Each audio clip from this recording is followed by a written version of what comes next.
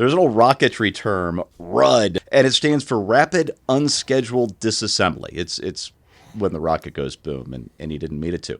Well, how about the rapid scheduled disassembly of an entire nation state? Hey, everybody, I'm Steve Green with Bill Whittle and Scott Ott. This is Right Angle, brought to you by the members of BillWhittle.com. Gentlemen, the world has never seen anything like this. I thought the 6-week air campaign against the Iraqi army in 1991 was something to see. But in the first 4.5 days, just 4.5 days of tiny little Israel's campaign against Iran, and they're calling it an air campaign. It's actually a multi-domain campaign. They've got spies on the ground. They've got secret agents. They've got all sorts of stuff going on. They've got cyber attacks. It's been amazing. So in just 4.5 days, and we're filming this as about day 5 wraps up here, they've eliminated the senior leadership of Iran's Islamic Revolutionary Guard Corps Aerospace Force using compromised comms to lure them into a high-level meeting and then blowing up the meeting place. So that was cool. They established air superiority through air-launched missile attacks and drones smuggled into Iran and operated by sleeper cells, severely hampered Iran's command and control systems. In fact, during the opening hours of the war, there was nobody with the authority or the ability to issue an attack, an order to respond to Israel's opening wave of attacks. They've reduced Iran's ballistic missile force by 15% just in the opening hours of Operation Rising Lion. To give you an idea what that means and what the ongoing operations have meant, during that big missile attack, the 2 of them last year, Iran launched 170 ballistic missiles at Israel in the first round, 200 in the second round. In the first couple of days of this war, they would launch volleys of 100 missiles at a time. The last volley of missiles aimed at Israel, as we're recording this on Tuesday afternoon, 10 missiles. It's just, the reduction's insane. They've killed at least 14 of Iran's top nuclear scientists, eliminated by now an estimated 40% of Iran's ballistic missile launch infrastructure. That accounts for those 10 lonely missiles. Destroyed several key nuclear facilities, leveled key military headquarters, taken out facilities used to repress and torture Iranian civilians, shut down Iran's TV propaganda network during a live broadcast, and an Israeli hacker group has taken down Iran's central bank. Bill? Could you have even conceived of anything like this, say, as long as 6 days ago?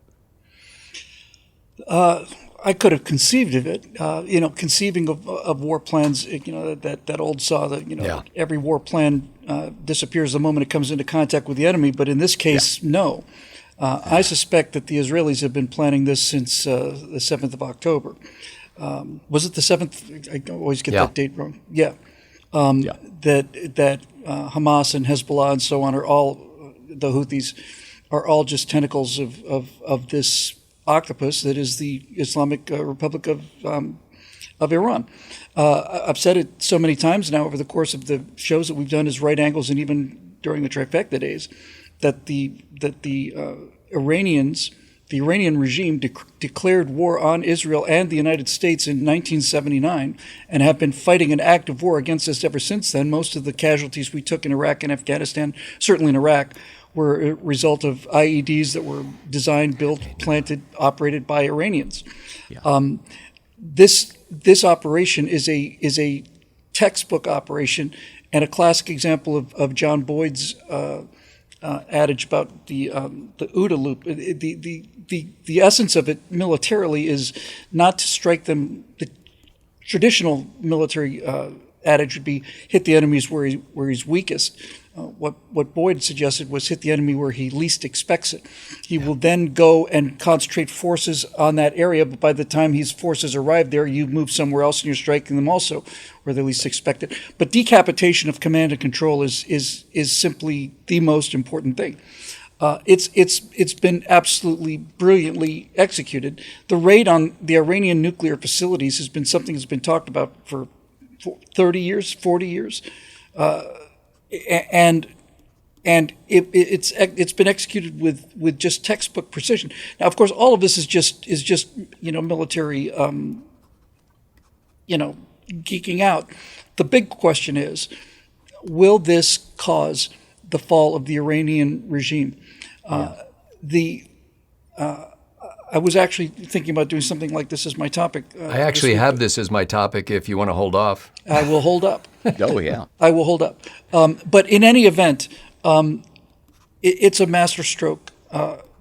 And on our backstage show, we were talking about Scott's visit to Israel and said he really enjoyed it there. He loves America. America's his home and would never dream of leaving it. But if America were to just vanish into space or something, Israel would be a place he would seriously consider living.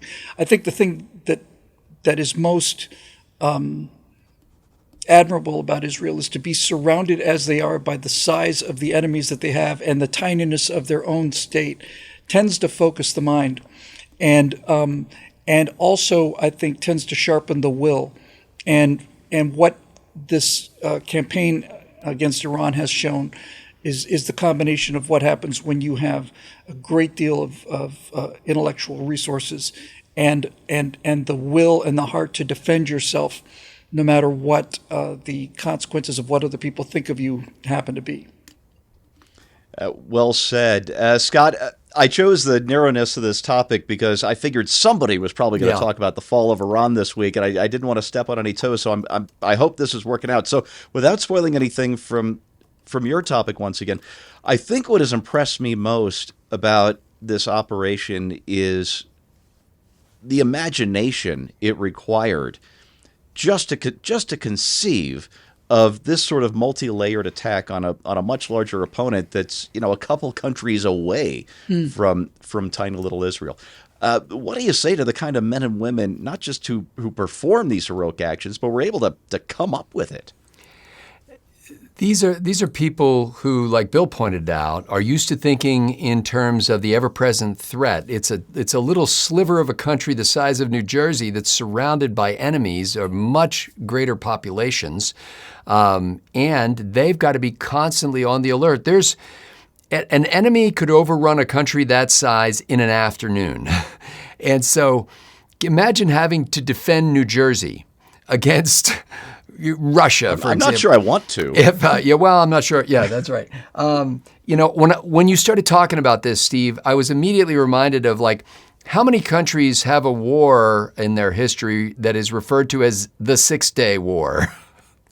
I mean, just the fact that there was such a major conflict in which Egyptians suffered 11,000 casualties, the Jordanians suffered 6,000 casualties, the Syrians suffered 1,000 casualties, and Israel suffered 776.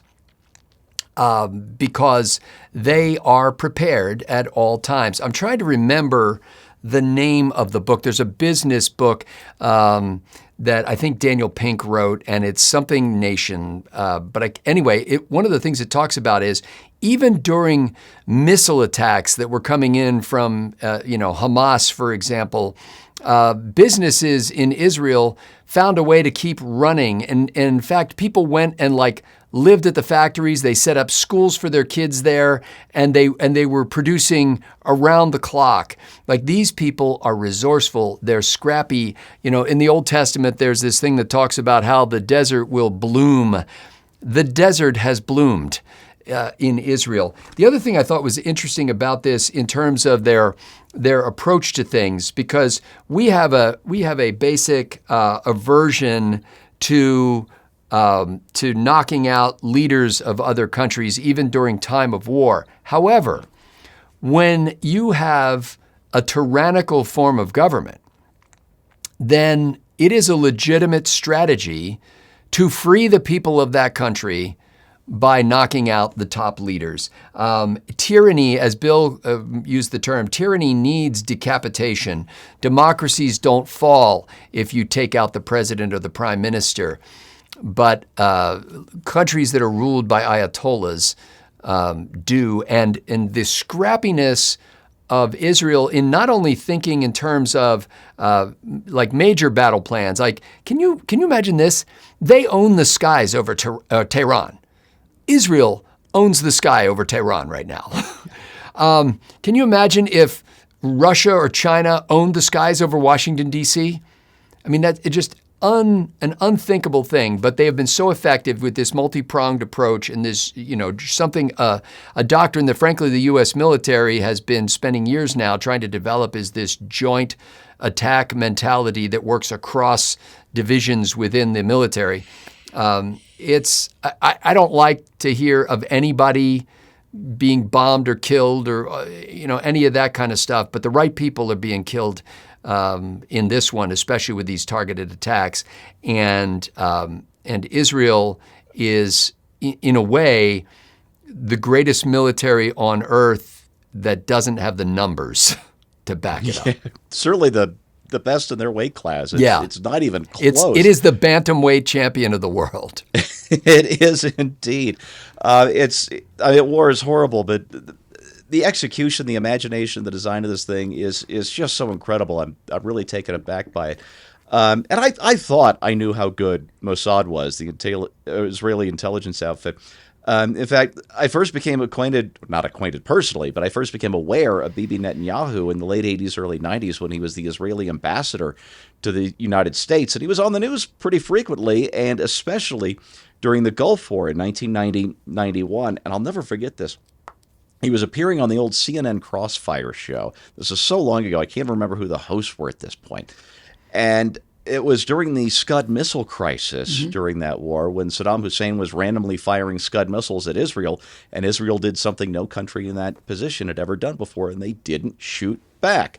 As from a heavy hand from Washington, he didn't want Israel to split apart the coalition that was fighting Saddam. So Israel held off.